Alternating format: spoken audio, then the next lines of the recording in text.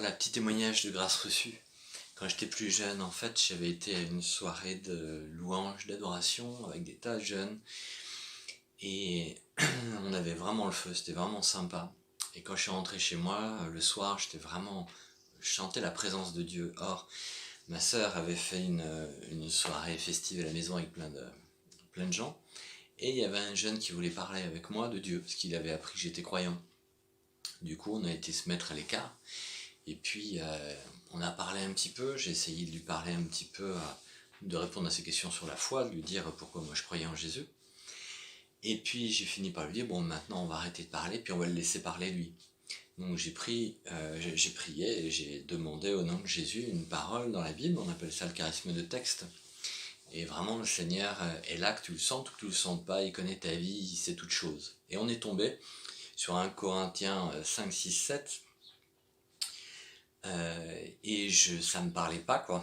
Hein, ça me parlait pas du tout. Mais bon, j'ai senti le Seigneur en moi qui me disait, tu sais, c'est pas pour toi que j'ai donné cette parole, mais pour lui. Tu m'as demandé une parole, voilà. Donc je lui ai tendu la Bible. Il a pris un temps pour lire les passages qu'il avait devant les yeux, et il s'est mis à pleurer. Et il m'a dit, à gauche, ça parle de l'inceste. Or moi, je l'ai vécu toute ma vie avec mon père, toute ma jeunesse. À droite, ça parle du mariage. Or ce que tu sais pas, Didier, c'est que je vais me marier dans 1 mois. Je t'en ai pas encore parlé.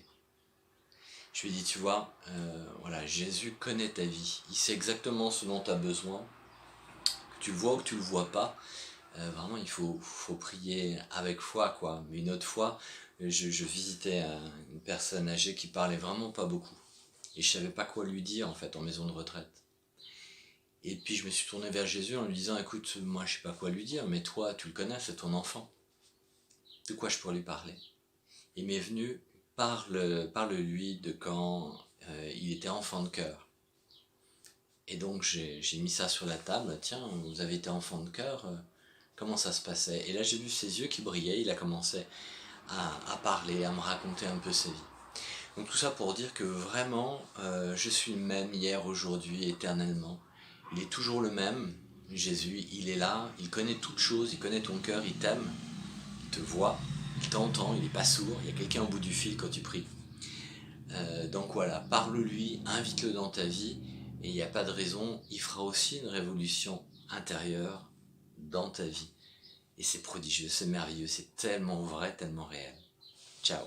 Rien attrapé, et Jésus tu me dis de recommencer sur ta parole, lançons les filets sur ta